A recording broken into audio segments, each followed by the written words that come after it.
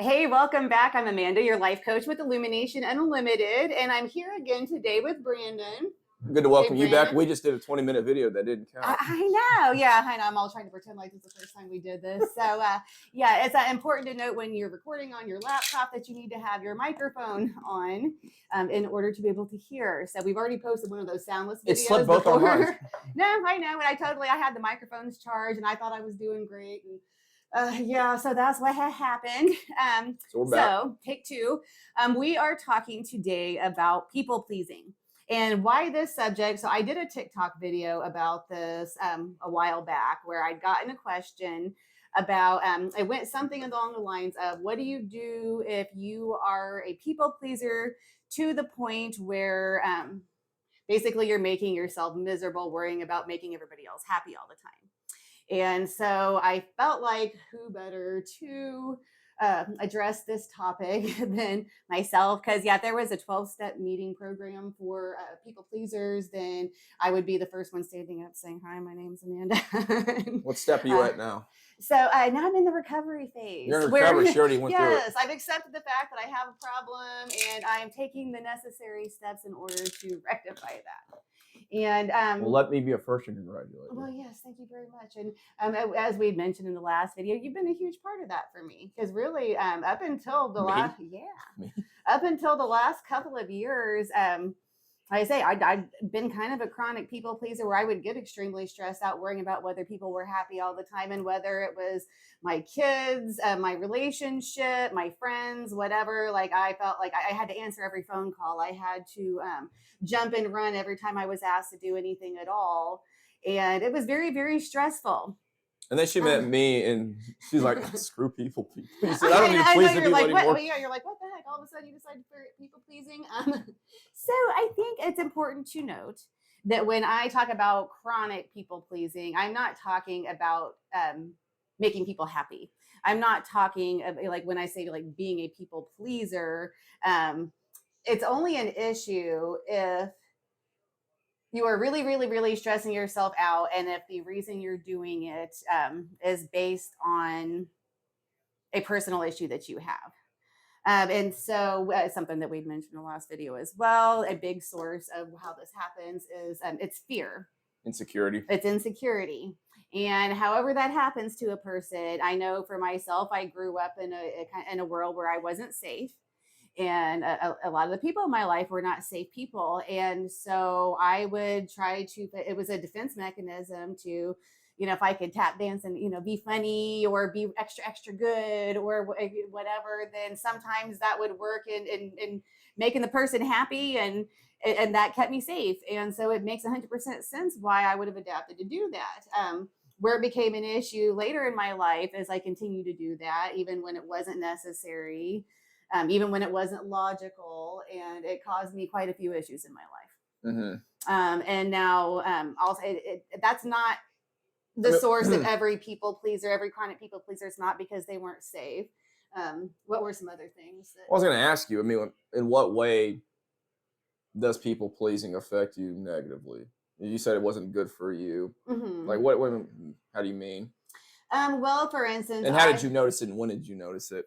It would be, okay, like say I would sign up for, when did I, that's a whole other thing. Just as an example, I remember, I wanted to be the room mother for my daughter's Valentine's Day party. And, of course I'm wanting to make my daughter happy. And I stay up for hours making the perfect Valentine's Day box for her because she didn't feel like messing with it. And, we went out and bought her the most beautiful Valentine dress. And we I sat down and helped her handwrite out the Valentines. And then we get to the school and the teacher, she puts me right to work because I was always the room parent for those things. And then, my daughter's friends come around, and of course, she starts getting a snippy little attitude with me. And it's like, okay, I did all that for you. And now, and then I think at one point, she's kind of, Mom, leave us alone or whatever. And I'm standing over here. It's like my feelings are hurt that's not the. So then the teacher piled all this stuff on me while I was there that day.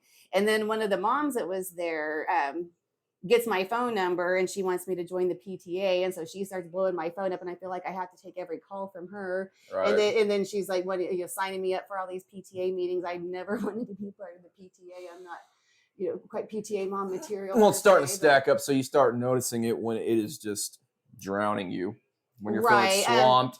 and I'll say, like, so just that particular day, I remember feeling overwhelmed, and I remember feeling like I had to do everything. And then, even though, you know, I had done all these things that, you know, for my daughter that should make her happy, it was really upsetting me, and I was really taking it personally to where it affected my day. And I think I even went home and like cried later because she was, you know, in a bad mood with me and didn't seem happy to have me there. And I thought back to what I would have done if my parent would have come to one of my parties at school. Well, how old was she? I just say she was like 9. All right, she's getting that. I'm too cool. Like, Mom, I'm too cool for mom. Exactly. It's And embarrassing so to have mom. and So that wasn't this anything isn't me against you. bashing my daughter. She was a child, you know. She's a, you Right. know, a little girl doing what kids do. But my response to it was rough on me. And then on top of it, like I said, I just felt the pressure from the other mom. I signed up for Yeah. PTA when I didn't want to be in the PTA. But you were probably doing that not to please um, please that mom. You're trying to probably do it to please your daughter being a good mom. right. That's why. Right. And so, again, that's a whole other thing. Like, obviously, you're going to do things for your kids. But when you're a chronic people pleaser, you do the things that moms do for their kids, and Mhm. you'll go above and beyond the way that moms do. But it will affect you really negatively when your kid does what kids do, and they don't seem to appreciate you, or they get a bad attitude with you. Like, it'll really, like, really get to you. Right. And that's not healthy, because that can't be put on your children. They're not going to be able to be They don't know perfect. any better. Exactly. So you're causing yourself a lot of stress and misery for no reason. Right. So that's just an example. And like I said, I realized I was a people pleaser back when I was a kid. Yeah, I'd say something that stands out. I would tell fibs so that my friends at school would like me, and then it would really cause a lot of stress in my life. Like, I remember fibbing and telling my friends I didn't have a phone. Like, no kidding, we didn't have a phone until I was at least like maybe 8 years old. And so earlier than that, I would fib and tell people I couldn't remember my phone number. And then I Mhm. would be so stressed out knowing they would ask me at school the next, you know, what my phone number was, and I would have to. Right. Well, no, this goes back to what I was saying in the video that didn't count. Mhm. Was kids? I think kids will. I mean, you're asking me if I was a people pleaser before the video started, Mhm. and I would say I'd put myself in the category of no. But Mhm. I think definitely I was as a kid, because you're just trying to be accepted. You want friends, so you're going to Right. do That's things the that other you don't huge want to reason do. why. Yeah. You're going to go outside of your comfort zone to do those things to get friends. And I think some people will continue to be, people pleasers throughout their life as they become an adult. But I Right. think most kids probably not, unless you're the Most kids unless you're are. the, even like the confident leader kid to Mhm. some extent probably has those tendencies. But I think for the most kids Right. just want to be liked, so they're Right. So gonna that's people what please peer natural. pressure. It's That's inherent. You're gonna do it. right. That's how a lot of kids end up getting into mischief and trouble when they're younger because of that. But now the good thing is, it seemed like you grew out of it. I think so. And so we mentioned this, you kind of for a point of reference. It's probably But, why I don't have any friends now. But whatever. oh, hey, and that's not true. You got a good one. I got the only one that matters. Oh, geez. Yes. So. Well, back at you. Yeah, just think. I mean, we're talking to an example, just like, Mhm. and I think as trivial as it sounds, a people pleaser will try to make it happen because they don't want to Mhm. disappoint. Like in my 20s, friends wouldn't want to see if I want to go to the bar. Could be on a Sunday after drinking the night before when I didn't want to go, and might have just been on a Saturday when I didn't want to go. Mhm. And they'll badge you, they'll pester, they'll guilt you, Call you names. call you names, call you mean names, Mean. P mean. dash dash dash dash. Mhm. But no, I really had no problem saying no. I think a people pleaser, again, as trivial as Mhm. stupid as that sounds, they will say yes when they don't No, want it's to. not. Yeah, no, and Um, I was that. Yeah, on the other hand, I found myself out plenty of times, or being at a club I did not want to be at, where I was miserable, but because I was worried my friends would stop asking me out if I didn't go. Yeah, Yeah, and 100%. you've kind of, Yes. I mean, you do you do doomsday worst case. I might lose these friends if I don't, agree. Right. I mean, if they like you well enough, they're not going anywhere. They'll accept Exactly. hey, dude, just don't want to hang right now. So, Right. Even if you don't do anything for them ever, although, as we discussed earlier, you got to find a balance there, because you should not do anything for anybody no, don't be that ever. person. Again, we're talking about the flaws of Yeah. being a people pleaser, and there's also the Mhm. flaws of being the prick that does nothing for anybody. Right. They just kind of So sit on their island like, exactly. no, when every word or every answer out of their mouth is no. Mhm. Don't feel like it. Exactly. They're a discussion for a different video, I think. That's for sure. Yeah, yeah. You don't want to be on the opposite end of the people pleasing where you're just a jerk who doesn't do anything for anybody ever.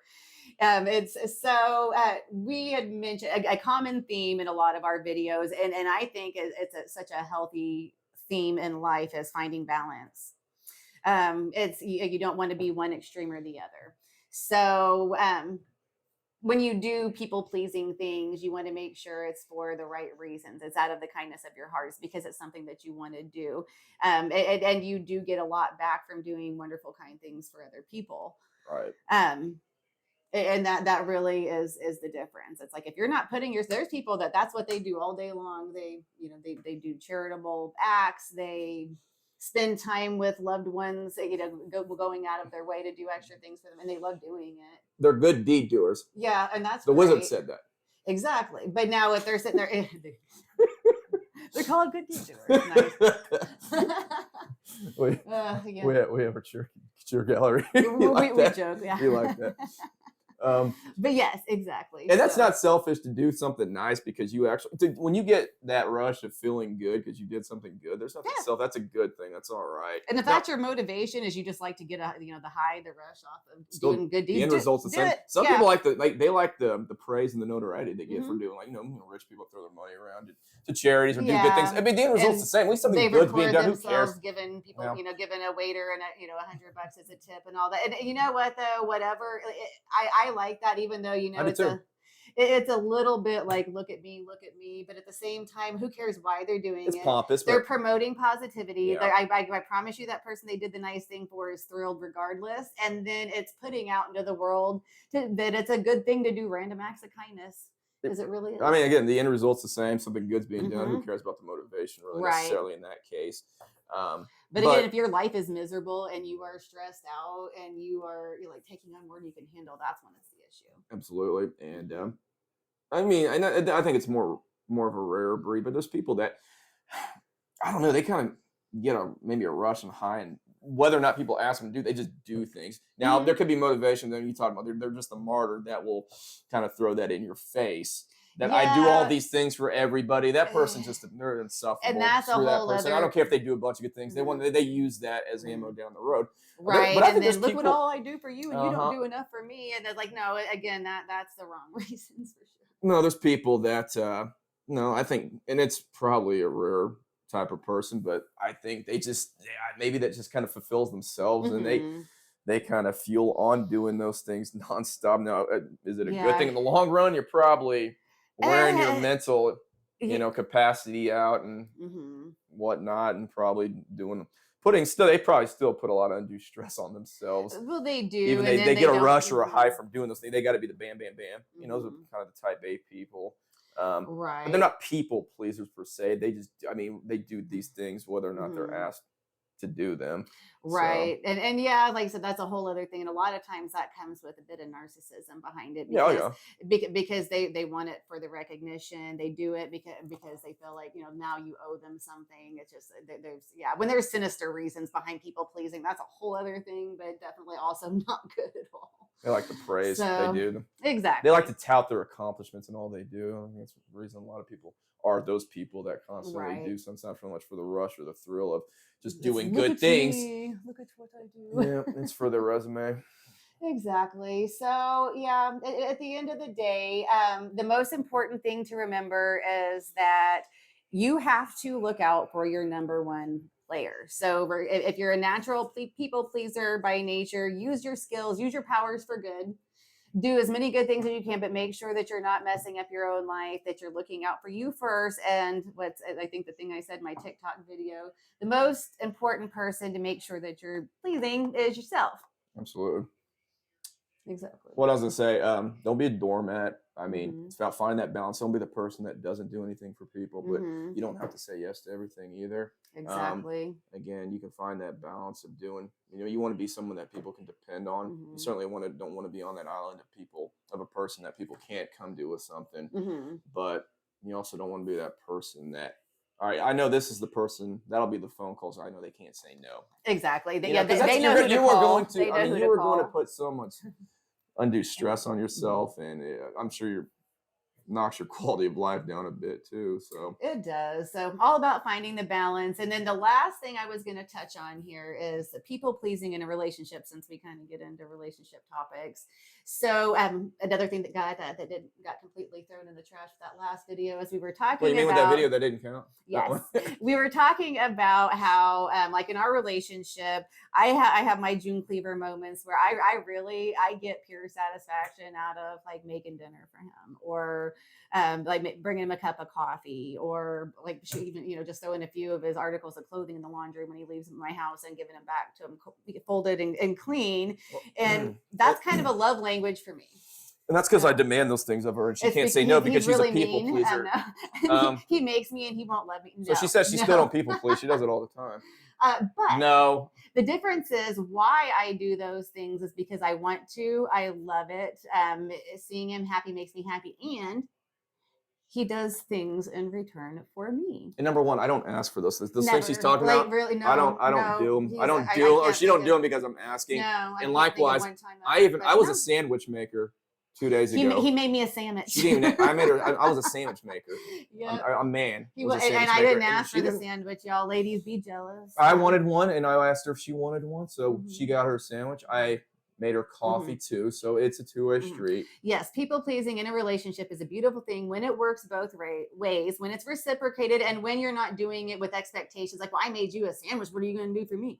Well, what have you done for me lately? Exactly. It don't need to be ammo No, for a later argument, exactly. and sometimes those things can be, Mhm. I'm sure, but I don't. Right.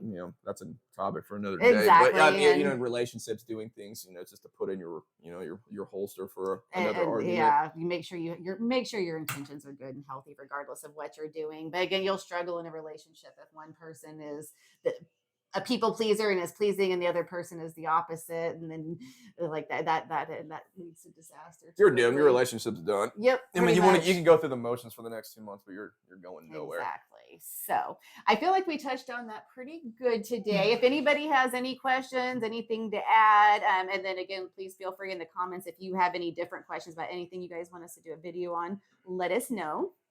Do you have anything else to add, Brandon?